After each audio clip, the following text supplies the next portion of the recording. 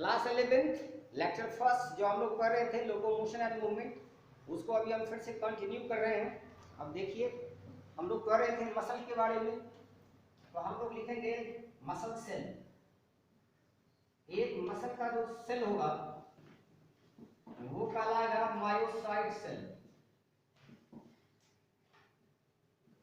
Myocyte cell कहलाता है, आप उसको मायोसाइट सेल कहेंगे। मसल के लिए वर्ड आपको बताया गया था मायोलॉजी या सर्कोलॉजी। तो एक मसल सेल को अगर हम लोग देखेंगे तो इसमें 4 प्रॉपर्टीज होंगे। 4 प्रॉपर्टीज। एक मसल सेल में 4 प्रॉपर्टीज क्या होगा? एक्साइटेबिलिटी,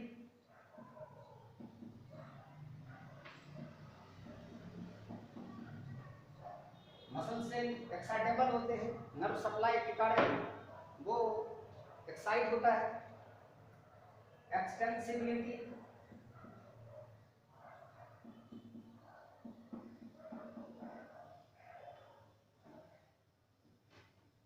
कॉन्ट्रैक्टिलिटी, कॉन्ट्रैक्टिलिटी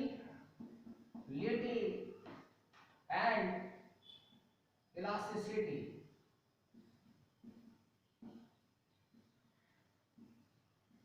ये 4 प्रॉपर्टी जो हम लिखे हैं यहाँ पर, ये एक मसल सेल में देखने को मिलता है। अब हम लोग टाइप्स ऑफ मसल पढ़ेंगे कि एक मसल के कितने प्रकार होते हैं। तो टाइप्स ऑफ मसल में हम लोग आज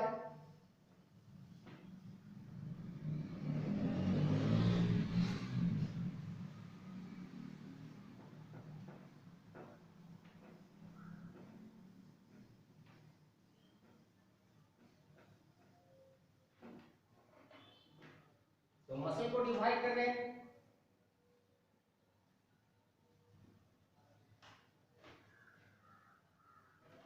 स्केलेटल मसल,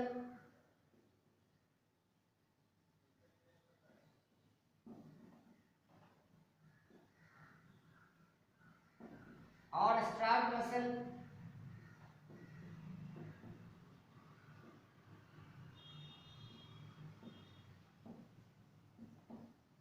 और striated muscle,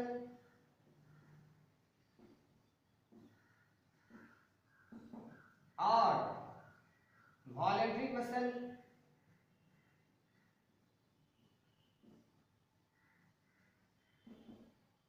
second smooth muscle,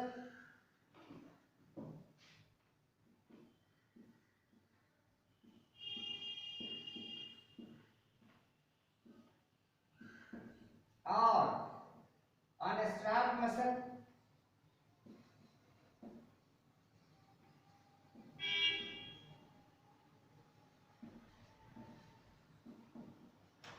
और अनस्ट्राइएटेड मसल,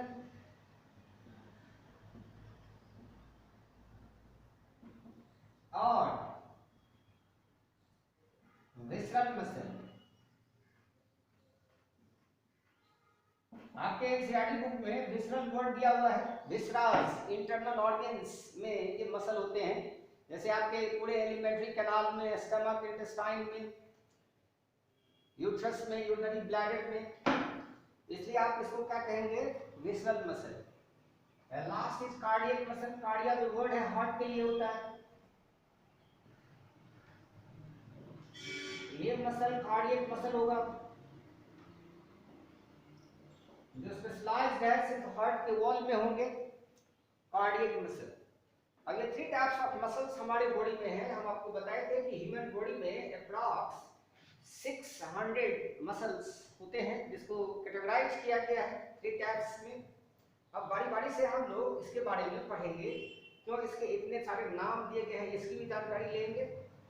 तो स्टार्ट करते हैं पहला से, इसका नाम है स्केलेटल मसल।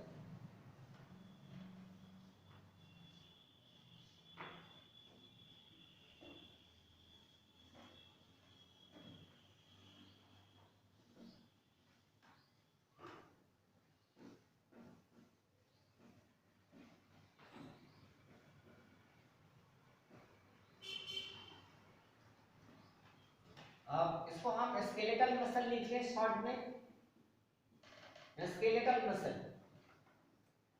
अब देखिए पहली बात तो ये है इसका नाम स्केलेटल मसल क्यों है, तो इसका आंसर है कि अगर हम बोन को देखें तो दो बोन है, सपोज एक बोन और ये फिर दूसरा बोन है आपके पास। ज्वाइंट्स की बात कर रहे हैं हम लोग, जहां पर कि हमारे बॉडी का ज्वाइंट्स है, दो बोन है, bone first and bone second.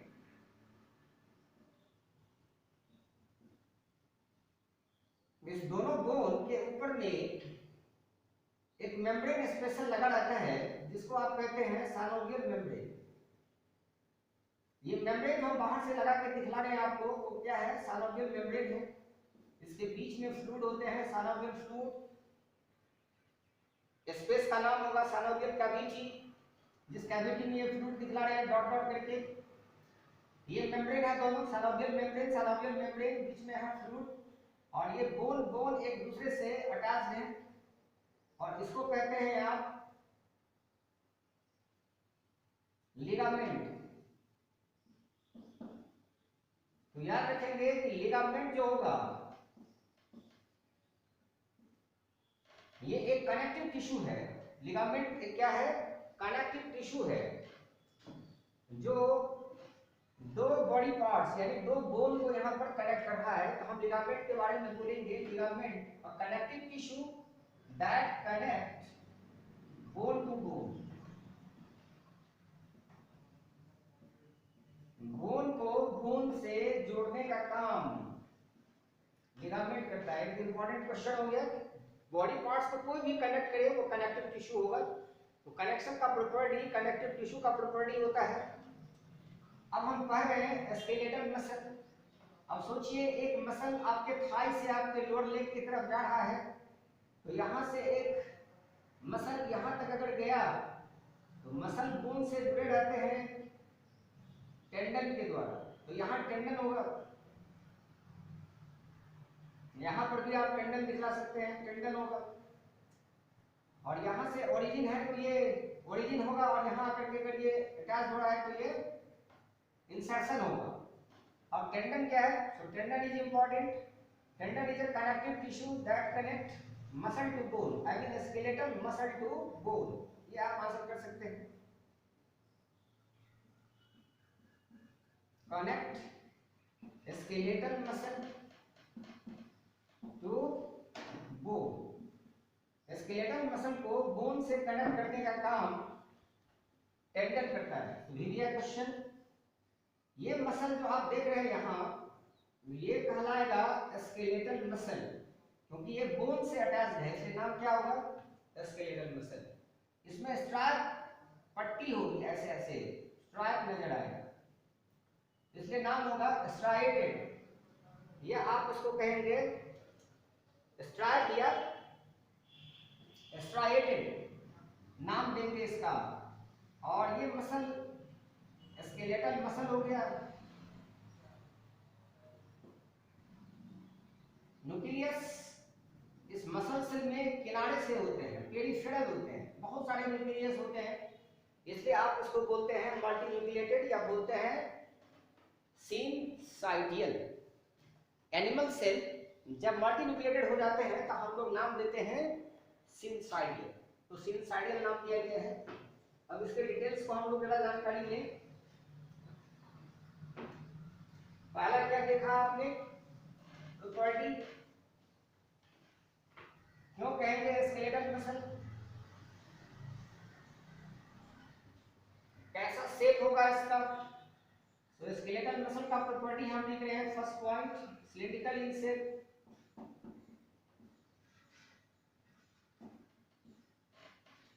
Cylindrical in shape.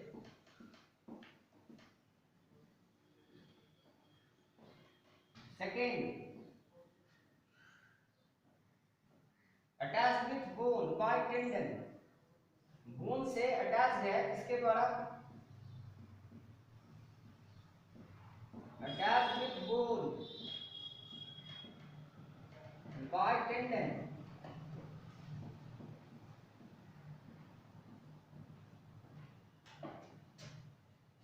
Called skeletal muscle, और इसीलिए आप इसको स्केलेटल मसल के नाम से जानते हैं। It has many alternate light and dark bands, many alternate light and dark bands,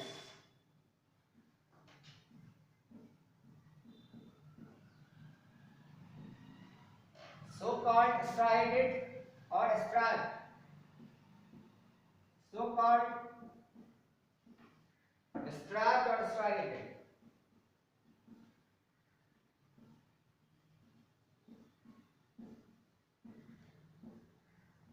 और इसलिए इसको स्ट्रैप या स्ट्राइडेड कहा जाता है। फिर इसका नाम है voluntary, found in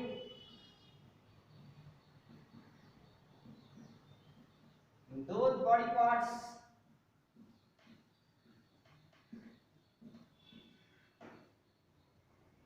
which acts under will, इच्छा शक्ति के अधीन जो जो बॉडी पार्ट आपका काम करता है उसमें ये मौजूद होता है। आपसे पूछे कि वो ऑर्गन हमारा कौन है, तो आंसर है हमारा फोर लिम्ब, हमारा हैंड लिम्ब, हम कह सकते हैं लिम्ब मसल। लिम्ब मसल हाथ और पैर की मांसपेशियां लिम्ब मसल कहलाती है।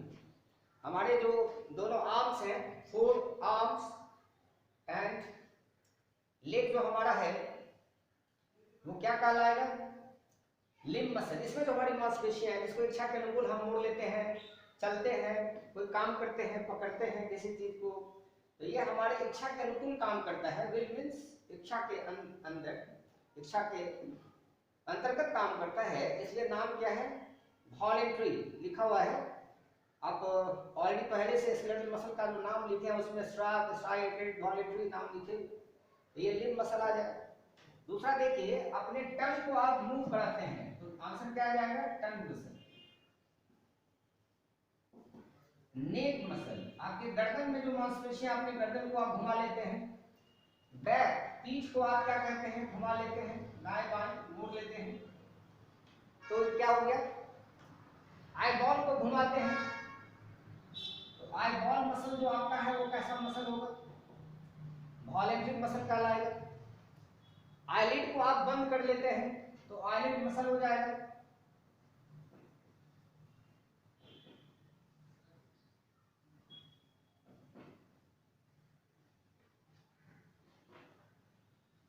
इसके अलावे अब आप खुद सोचिए कि आपके इच्छा के अनुकूल और कौन कौन सा बॉडी पार्ट्स है जो काम करता है। तो जो जो पार्ट्स आपके इच्छा के अनुकूल काम करता है वो सब इसमें आएगा वॉलेंट्री मसल में, और उसको आप देखेंगे अगर माइक्रोस्कोप के द्वारा तो वो आपको स्केलेटल मसल के रूप में नजर आएगा, यानी वो कहीं ना कहीं बोन से जरूर अटैच्ड होगा जो आपको बताया जा रहा है। इसके अलावे अगर हम जहां से पानी को घूंटते हैं, खाने को घूंटते हैं, जिसको हम लोग कहते हैं फारिंजियल मसल्स, क्योंकि कुछ देर तक हम लोग खाना को या पानी को घूंटते समय रोक लेते हैं।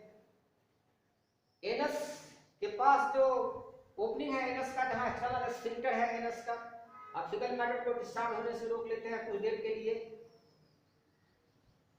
यूरिनरी ब्लैडर के नेक पर यह मसल है, क्योंकि आपको कुछ देर तक यूरिन को रिटेन करने का पावर है। आप मन के अनुसार चाहते हैं कि अभी हम यूरिन डिस्चार्ज नहीं करेंगे, रोक के रखते हैं कुछ देर के लिए, तो वहां का भी मसल आपका क्या होगा, स्केलेटल मसल होगा। तो इस तरीके से आपको ये याद रखना है कि जहां जहां जिस जिस बॉडी पार्ट को आप अपने मन के अनुकूल, इच्छा शक्ति के अनुकूल कंट्रोल कर लेते हैं वो हर जगह स्केलेटल मसल ही होगा, दूसरा मसल नहीं होगा।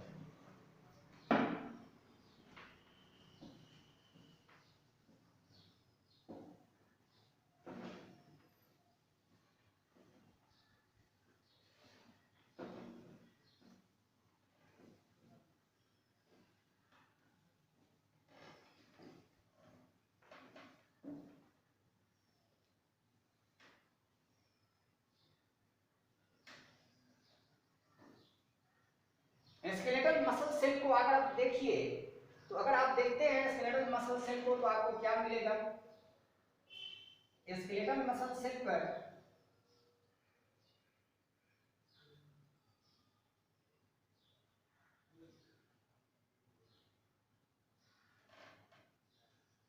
ऐसा चारों ओर से होगा, हम आपको एक तरफ बना करके दिखला रहे हैं। स्केलेटल मसल सेल में जो नर्व सप्लाई होगा, नर्व जो आएंगे यहां सप्लाई देंगे, ये नर्व होगा। और आपसे पूछा जाए कि ये नर्व कहां से आएगा, तो आंसर है central nervous system.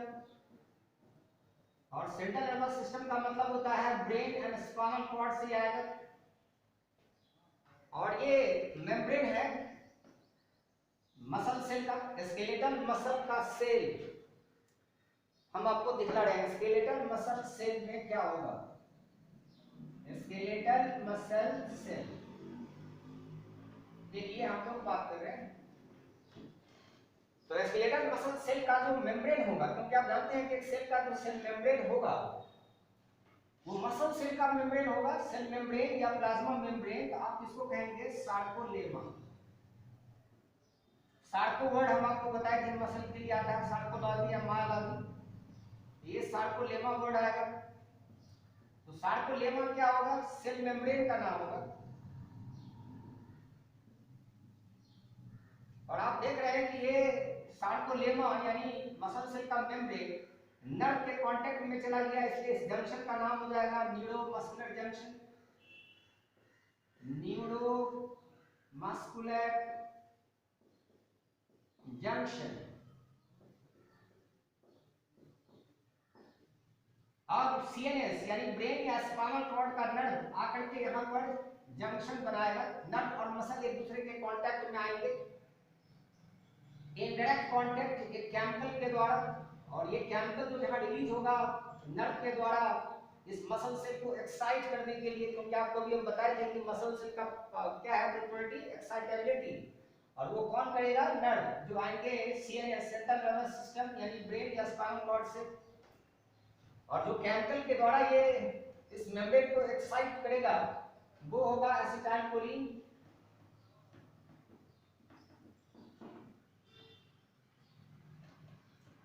Neuromuscular junction पर जो केमिकल रिलीज हो रहा है उसका नाम क्या है? एसिटाइलकोलिन। अब ध्यान से देखिए, जो सार्कोलेमा है वो यहाँ पर हम आपको देख रहे हैं, इसको अंदर की तरफ बैंड करा दिए हैं, गारंटी है। अब ये इधर से भी होगा, इधर से भी ऐसे ही मुड़ा रह सकता है, हम एक तरफ समझने के लिए आपको दिखला रहे हैं। तो ऐसे कंडीशन में ये टी के अक्षर के जैसा नजर आ रहा है, इसलिए हम लोग इसको कहेंगे टी ट्यूब्यूल। और टी ट्यूब्यूल देखिए ये लेंथ ऑफ मसल सेल है, स्केलेटल मसल सेल, उस पर ये परपेंडिकुलरली क्या हो गया है? धंस गया है। देखने में टी अक्षर के जैसा, ऐसे अगर हम पकड़ लेंगे देखने में टी अक्षर के जैसा लगेगा, इसलिए नाम होता है टी ट्यूब्यूल। लेकिन टी वर्ड जो है वो इसके ट्रांसवर्स नेचर को दर्शा रहा है, क्योंकि ऐसे ऐसे जो लाइन खींचेंगे सब ट्रांसवर्स एक्सिस होगा। तो टी ट्यूब्यूल का मतलब है ट्रांसवर्स ट्यूब्यूल।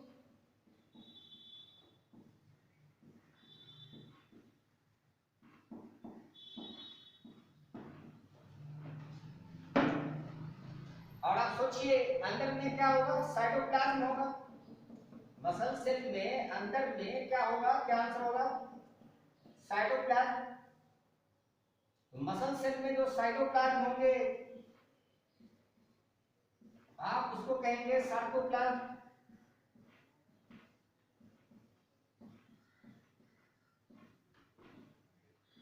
अब इस सार्कोप्लाज्म में एंडोप्लाज्मिक रेटिकुलम होगा जो न्यूक्लियस से निकलेगा। न्यूक्लियस कई होंगे, हम किनारे किनारे से आपको ऐसा ऐसा ढेर सारे न्यूक्लियस दिखा रहे हैं, तो न्यूक्लियस बहुत सारे होंगे इस सेल में।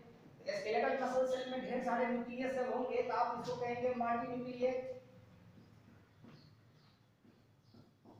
मल्टी न्यूक्लिएटेड या आप इसको बोलेंगे सिनसाइडियल। और जितने भी न्यूक्लियस होंगे सबके सब पेरिफेरल होंगे, किनारे से होंगे, बीच में सेंटर पर न्यूक्लियस नहीं होगा, सब एसेंट्रिक न्यूक्लियस होंगे सारे।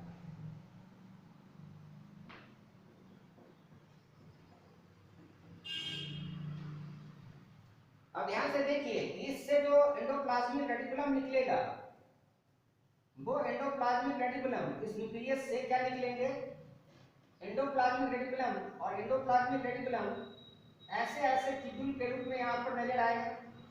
अगर हम न्यूक्लियस को यहाँ ऐसे दिखलाएं तो न्यूक्लियस से निकला हुआ जो मेम्ब्रेन होगा वो ऐसे ऐसे ईआर को दर्शाएगा, ऐसे ऐसे ईआर को दर्शाएगा। तो ये होगा एंडोप्लाज्मिक रेटिकुलम। एंडोप्लाज्मिक रेटिकुलम इधर से भी निकल सकता है। अब इस एंडोप्लाज्मिक रेटिकुलम को अगर आप देखेंगे तो इसको कहेंगे सार्कोप्लाज्मिक रेटिकुलम। सार्कोप्लाज्मिक रेटिकुलम आप इसका नाम देंगे। बाहर में, सेल के बाहर, अंदर में जो साइटोप्लाज्म आप लिखे हैं ये तो इंट्रा सेलुलर फ्लूइड हो गया क्योंकि सेल के अंदर की बात हो रही है, और जो बाहर में फ्लूइड होगा आप उसको क्या कहेंगे, एक्स्ट्रा सेलुलर फ्लूइड। यहाँ भी क्या होगा, एक्स्ट्रा सेलुलर फ्लूइड। बाहर से जितना भी फ्लूइड होगा सब क्या कहलाएगा, एक्स्ट्रा सेलुलर फ्लूइड। अंदर में होगा इंट्रा सेलुलर फ्लूइड। इस इंट्रा सेलुलर फ्लूइड में आपको क्या मिलेगा, ज्यादा पोटेशियम K+ आयन, और ये आयन यहाँ पर मैक्सिमम होंगे। एक मसल सेल किस आयन में सबसे ज्यादा रिच होगा, तो आंसर होगा पोटेशियम आयन। और ये मेडिकल का क्वेश्चन आया हुआ क्वेश्चन है मेडिकल के एग्जाम का, कि एक मसल सेल में ज्यादा क्या होता है। जनरली हम लोग तुरंत समझ जाते हैं कैल्शियम के बारे में, क्योंकि मसल सेल में मसल को कॉन्ट्रैक्ट कराने के लिए कैल्शियम की जरूरत पड़ती है। तो ज्यादा लोग तुरंत आंसर कर देते हैं कि कैल्शियम होगा, लेकिन कैल्शियम आंसर नहीं होगा। कैल्शियम ज्यादा कहाँ होता है, एक्स्ट्रा सेलुलर फ्लूइड में। कैल्शियम कहाँ ज्यादा होता है, एक्स्ट्रा सेलुलर फ्लूइड में। और एक्स्ट्रा सेलुलर फ्लूइड में अगर कैल्शियम है तो मसल को तो कंट्रैक्टाइल होने के लिए कैल्शियम चाहिए। तो ये इस ट्यूब्यूल के द्वारा कैल्शियम अंदर आएगा, और अंदर आकर के इस ईआर में क्या हो जाएगा, स्टोर हो जाएगा। और एंडोप्लाज्मिक रेटिकुलम पर हम आपको कोई राइबोसोम नहीं दिखला रहे हैं, तो गारंटी है कि ये तो एंडोप्लाज्मिक रेटिकुलम होगा, वो एक्चुअली स्मूथ ईआर होगा। और इस स्मूथ एंडोप्लाज्मिक रेटिकुलम में क्या रहेगा, storage of calcium for muscle contraction. तो भी एक क्वेश्चन, एक मसल सेल में कैल्शियम का स्टोरेज कहां होगा, यहां होगा storage of calcium ion for muscle contraction. याद रखना है, मसल को कॉन्ट्रैक्ट कराने के लिए कैल्शियम का स्टोरेज कहां रहेगा, तो आंसर क्या होगा, इसके एंडोप्लाज्मिक रेटिकुलम में। अब यहां पर जो माइटोकॉन्ड्रिया होगा इस आईसीएफ में, यानी साइटोप्लाज्म में, यहां के माइटोकॉन्ड्रिया को आप क्या कहेंगे, यहाँ के माइटोकॉन्ड्रिया जो साइटोप्लाज्म में माइटोकॉन्ड्रिया है मसल सेल के साइटोप्लाज्म में, आप उसको कहेंगे सार्कोसोम। याद रखना है कि सार्कोसोम। अब देखिए माइटोकॉन्ड्रिया एटीपी प्रोवाइड करेगा मसल कॉन्ट्रैक्शन के लिए, और मसल का कॉन्ट्रैक्शन कैल्शियम आयन को रिक्वायर करेगा, तभी मसल कॉन्ट्रैक्शन होगा। तो याद रखना है स्मूथ एंडोप्लाज्मिक रेटिकुलम में कैल्शियम स्टोर होगा, और मसल कॉन्ट्रैक्शन के समय में कैल्शियम वहां से रिलीज होकर साइटोप्लाज्म में बाहर आएंगे। ईआर से निकल करके कहां आएगा, बाहर आएगा साइटोप्लाज्म में, और माइटोकॉन्ड्रिया एटीपी प्रोवाइड करेगा, जिससे ये मसल सेल क्या होंगे, कॉन्ट्रैक्ट करेंगे। अब ध्यान से देखिए, इस मसल सेल के साइटोप्लाज्म में ऐसा ऐसा पैरेलल कुछ धागा आपको नजर आएगा। तो पूछेगा कि ये थ्रेड क्या कहलाएगा, तो साइटोप्लाज्म में जो ये थ्रेड हम आपको दिखा रहे हैं, तो पूछे कि ये थ्रेड क्या होगा, तो आंसर क्या होगा, इसको कहेंगे आप मायोफिलामेंट या मायोफिब्रिल। मायो वर्ड मसल के लिए आ रहा है, मायोफिब्रिल, या आप कहेंगे मायोफिलामेंट। ये कई हैं, मेनी होंगे, पैरेलल अरेंजमेंट में आपको दिखलाई दे रहा है। अब ये मायोफिलामेंट दो प्रकार के होंगे, एक होगा थिक, मोटा होगा तो कहेंगे थिक फिलामेंट, और थिक फिलामेंट को आप क्या कहेंगे, मायोसिन फिलामेंट।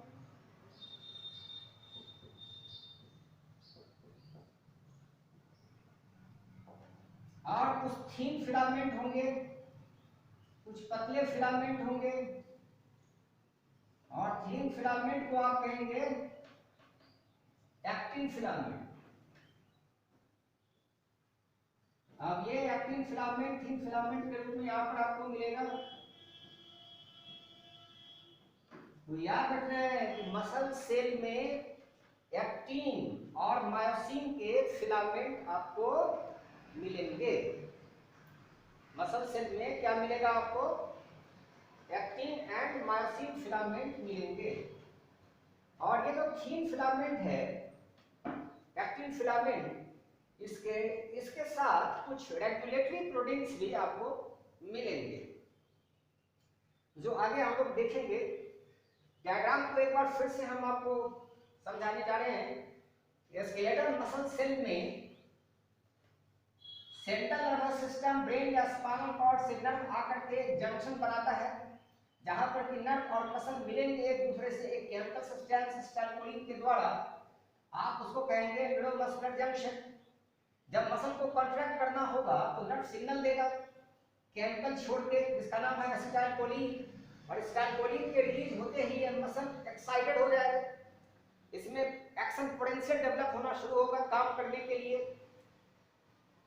अगर इस केमिकल की कमी होती है तो बीमारी होगी। और आप पढ़ें, आपके बुक में दिया हुआ है, आप पढ़ते भी होंगे, या नहीं भी जानकारी है तो आप समझेंगे। उस बीमारी का नाम है मास्टेनिया ग्रेविस, जो आगे हम लोग इसके बारे में जानकारी लेंगे। अब है यहां से जो कैल्शियम रिलीज होकर के क्या होगा, बाहर आएगा। उसके लिए एक प्रोटीन होता है, इसका नाम होता है डिस्ट्रोफिन प्रोटीन। तो अभी तक का आप याद रखेंगे कि यहाँ पर एक प्रोटीन भी आपको मिलेगा जिसका नाम है डिस्ट्रोफिन प्रोटीन, जो कैल्शियम को यहाँ से रिलीज कराएगा। जैसे ही सिग्नल यहाँ पर एक्शन पोटेंशियल के रूप में जनरेट होगा, जैसे ही सिग्नल आएगा अंदर अंदर, जैसे ऐसे यहाँ से सिग्नल ऐसे बढ़ते हुए बढ़ते हुए बढ़ते हुए जैसे ही अंदर आएगा ईआर के कांटेक्ट में, जैसे ईआर है, ईआर के कांटेक्ट में जैसे ही आएगा तो आते ही क्या होगा, कैल्शियम यहाँ से रिलीज होगा। और कैल्शियम के रिलीज होने के बाद माइटोकॉन्ड्रिया एटीपी प्रोवाइड करेगा और मसल कॉन्ट्रैक्ट करेगा। तो इसके साइटोप्लाज्म, मसल सेल के साइटोप्लाज्म को आप कहेंगे साइटोप्लाज्म, जिसमें पोटेशियम आयन सबसे ज्यादा होंगे, कैल्शियम बाहर में ज्यादा होगा और वो टी ट्यूब के द्वारा अंदर आएगा। साइटोप्लाज्मिक रेटिकुलम जो अंदर में आप देख रहे हैं, ये जो साइटोप्लाज्मिक रेटिकुलम जो आपको यहाँ दिखलाया गया है, हकीकत में अगर इसको हम ऐसे अगर देखें सेल में, दूसरे जगह पर यहाँ न्यूक्लियस है, तो यहीं पर अगर हम इसको देखें तो अगर हम इसको देखेंगे तो लंबा लंबा ट्यूब्यूल ऐसे ऐसे निकला हुआ यहाँ पर आपको मिलेगा, ऐसे अलोंग लेंथ एक्चुअली ये जाता है। और इस ट्यूब्यूल को हम लोग पहले से जो मेम्ब्रेन वाला ट्यूब्यूल था उसका नाम हमने क्या दिया था, ट्रांसवर्स। और ये ट्यूब्यूल जो होगा ईआर का, जिसका कहते हैं ट्यूब्यूल ऑफ एशिया, तो इसको आप ट्यूब्यूल ऑफ एशिया, आप इसको क्या कहेंगे, लॉन्गिट्यूडनल ट्यूब्यूल। और पूछा जाए कैल्शियम कहां जमा रहेगा, जो यहाँ लिखा गया है कि कैल्शियम कहां स्टोर होगा, आंसर यही ट्यूब्यूल होगा, लॉन्गिट्यूडनल ट्यूब्यूल जो एसीआर के द्वारा एक्चुअली बन रहा है along length of the muscle, उसमें ये क्या रहेगा, मौजूद रहेगा। तो इसको हम लोग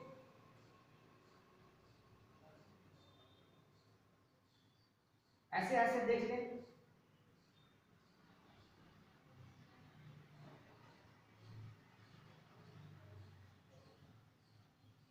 और कैल्शियम आया और कैल्शियम आकर के यहाँ क्या हो जाएगा, स्टोर हो जाएगा। और ये आपका पार्ट हो गया। अब तो आप क्लियर समझ रहे होंगे, सारा चीज क्लियर है आपके लिए, जो जानकारी आपको दी जा रही है। तो हम इस पॉइंट्स को थोड़ा सा ऐड कर लें, शायद 3 या 4 पॉइंट्स तक आप लिखे थे, 5 नंबर पॉइंट पर लिखेंगे skeletal muscle cell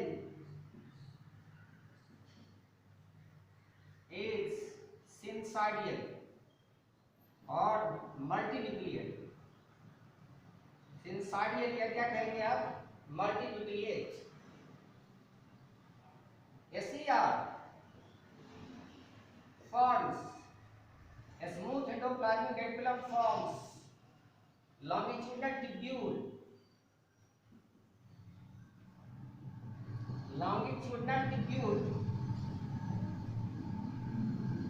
for the storage of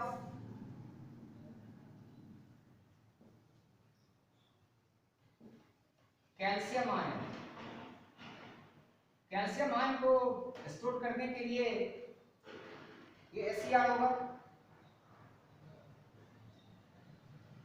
potassium ion, अब जानते हैं जब एक्शन पोटेंशियल डेवलप होगा तो नट को एक्साइट करने के लिए जो आयंस है वो है पोटेशियम और सोडियम, आपको याद होगा। तो चलिए आगे बात करेंगे हम लोग सोडियम पोटेशियम के लिए डिपोलराइजेशन या डिपोलराइजेशन। डिपोलराइजेशन सोडियम के द्वारा और पोटेशियम के द्वारा डिपोलराइजेशन होता है। हम लोग कहेंगे cytoplasm of muscle cell, muscle cell is rich in, और इसको ऐसे दिखलाएंगे K प्लस ग्रेटर देन, ऐसे दिखलाएंगे K plus greater than sodium ion, यानी साइटोप्लाज्म में K प्लस ज्यादा होगा किससे, सोडियम से, और कैल्शियम ज्यादा होगा किससे, मैग्नीशियम से। तो ये आपको समझना होगा, कैल्शियम एंड मैग्नीशियम। भी एक क्वेश्चन है, ये याद रखना है कि सबसे ज्यादा जो होगा वो कौन होगा, पोटेशियम आयन एक मसल सेल में आपको देखने को मिलेगा। तो हम आपको स्केलेटल मसल सेल का स्ट्रक्चर हम आपको दिखला करके पहले कंफर्म करना चाहते हैं। और भी जो इम्पोर्टेंट चीज है, इसके साइटोप्लाज्म में आपको जो कुछ पैरेलल फाइबर्स नजर आ रहे हैं वो कहलाएगा मायोफिब्रिल, जिसका नाम है मायोफिलामेंट। ये मोटा हो सकता है और पतला हो सकता है, थिक या थीन हो सकता है। थिक वाले को कहेंगे आप मायोसिन फिलामेंट और थीन वाले को आप कहेंगे एक्टिन फिलामेंट। इस प्रकार आपको एक्टिन और मायोसिन दो प्रकार का फिलामेंट आपको मिलेगा। हम सिर्फ अभी लिखेंगे इस थीन फिलामेंट से, एक्टिन फिलामेंट से जो एसोसिएटेड जो नेम है, ताकि आपको नाम पहले से पता रहेगा तो स्ट्रक्चर समझना आपके लिए आसान होगा। तो नाम हम सिर्फ लिखने जा रहे हैं, जिसका नाम है regulatory proteins.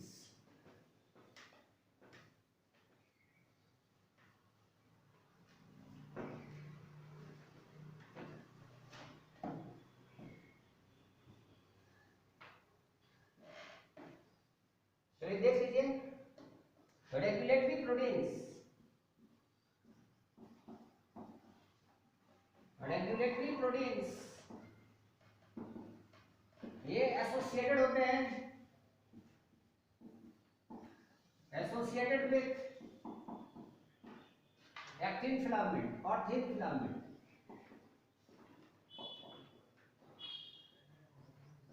And name of this regulatory protein, answer is tropomyosin.